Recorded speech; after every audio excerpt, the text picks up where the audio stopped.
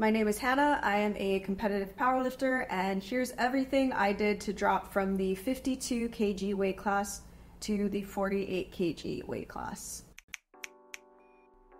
So I started powerlifting in 2022. I started out as a 52 kg powerlifter, which is in pounds 114. I did several meets in this weight class. I went to nationals in this weight class.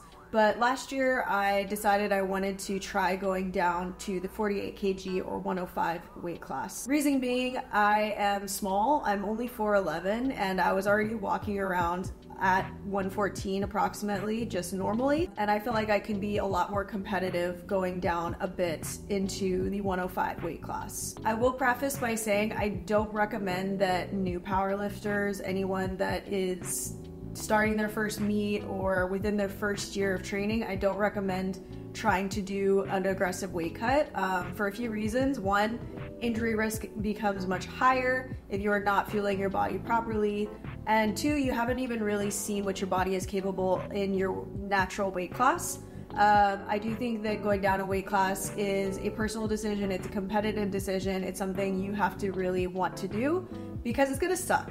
It's not a lot of fun. And if you don't feel 100% all in on doing it, you're gonna have a really, really hard time sticking with it and doing what it takes to go down that weight class. I will also preface by saying, I did not do this alone. I wanna give full credit to where it's due.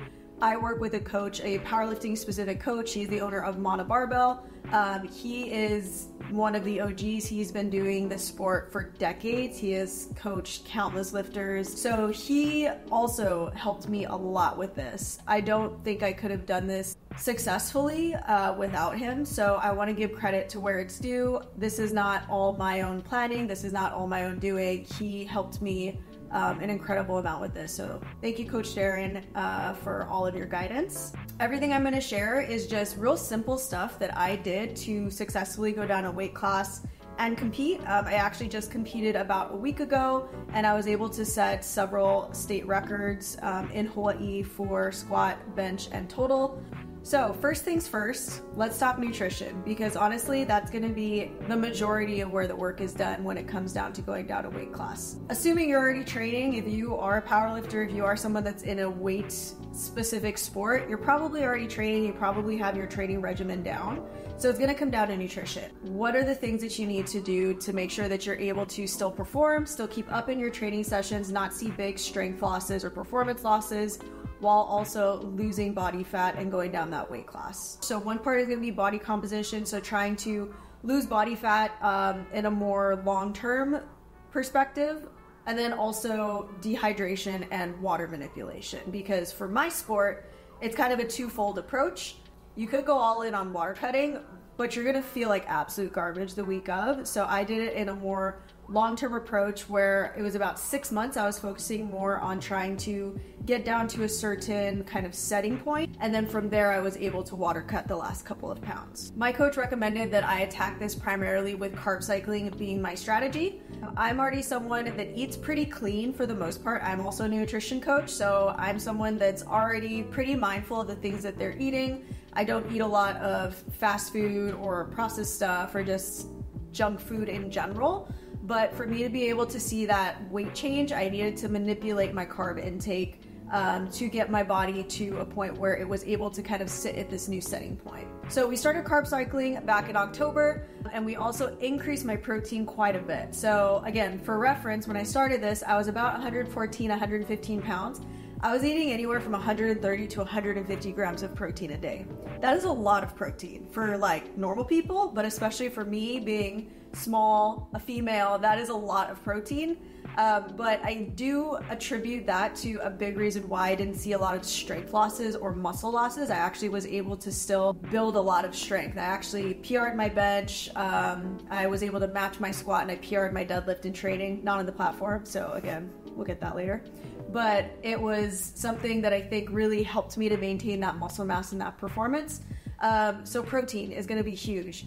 During a cut, during any sort of trying to go down in weight, you need to be getting your protein in. So that was a big part of it. And then again, like I mentioned, carb cycling. So essentially, this is kind of where my coach's beautiful mind comes into play, because he would basically text me every week and tell me the strategy for the day. So if it was a high carb day, a low carb day, a zero carb day, a medium carb day, it was purely just his beautiful mind kind of telling me. So I can't really give too much insight into the method behind the madness for that. But I did do carb cycling for majority of the time that I was focusing on the weight cut.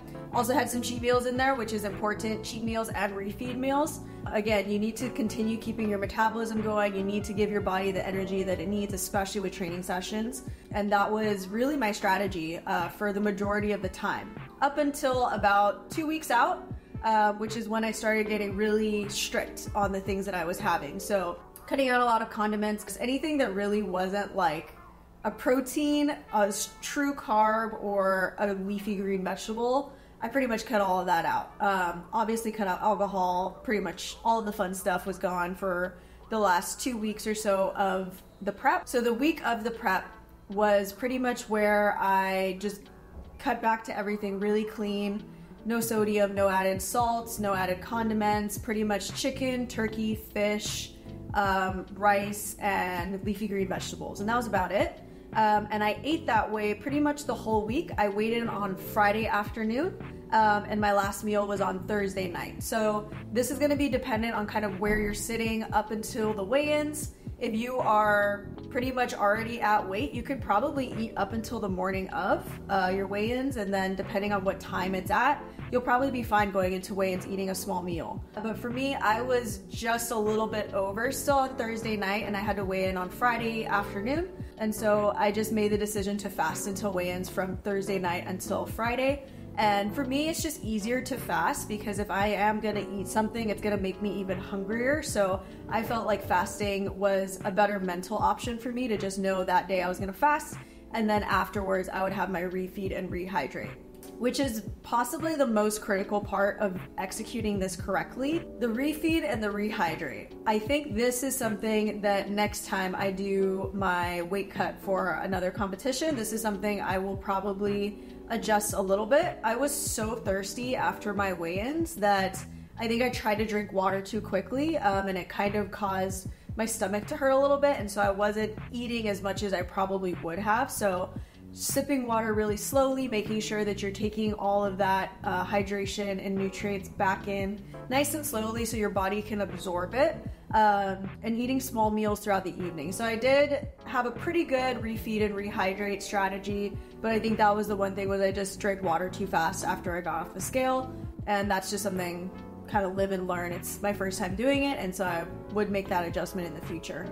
But as far as refeeding and rehydrating goes, that is going to be such a critical component to making sure you're able to show up and perform the way that you need to. So sodium, electrolytes, sugar, carbohydrates, water, obviously, but all of those things you need to get back in your system, and you don't want to try and get it in sources that are going to take a long time to break down. That is when you want those quick burning junk foods that you've heard about that people always tell you to stay away from. That's kind of when you want them, because that's when your body can break them down quickly and absorb them. So fruit juices, Pedialyte, Gatorade, sugary stuff that's going to be able to kind of replenish that with sodium and electrolytes, all of those other things. Carbohydrates are going to be big. You want to get those glucose stores back up because your body is going to be pretty depleted.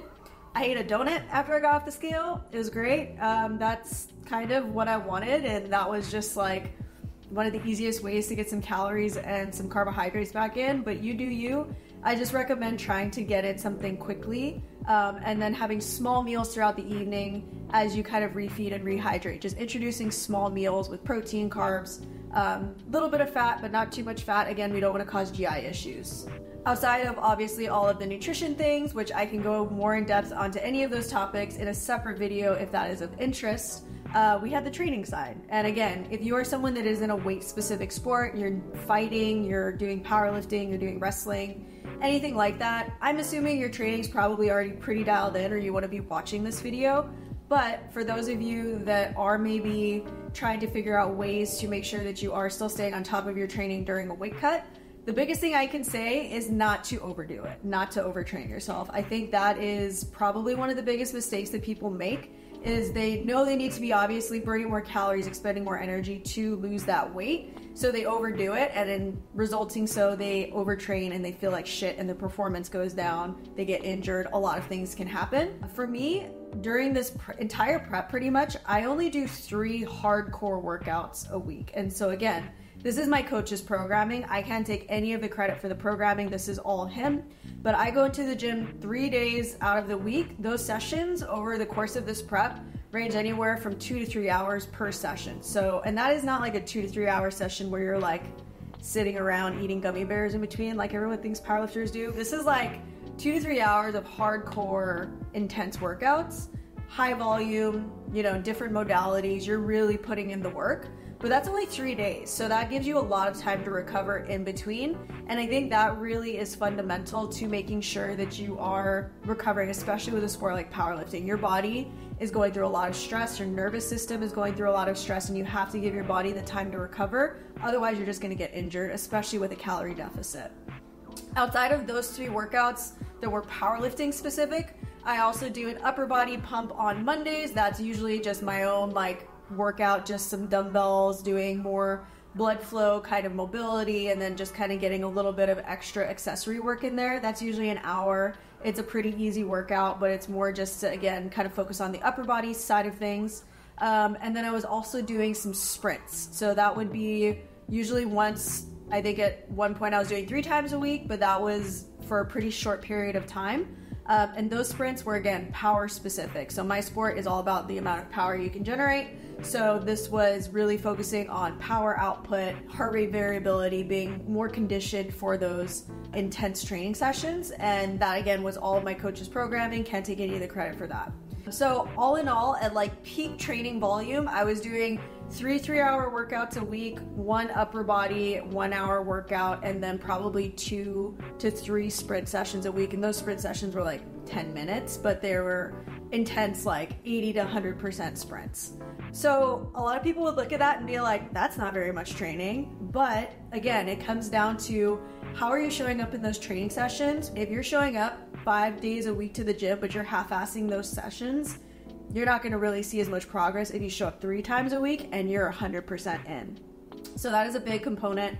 Don't overtrain. Less is more sometimes, and it doesn't matter how long you're in the gym. It matters more about the quality of the hours that you are in there. So all in all, this is a very quick overview of everything I did to go down from 52 kg to 48 kg for powerlifting. This was a new experience. It was something that was a learning curve for me. I'm very grateful to have a coach that helped me.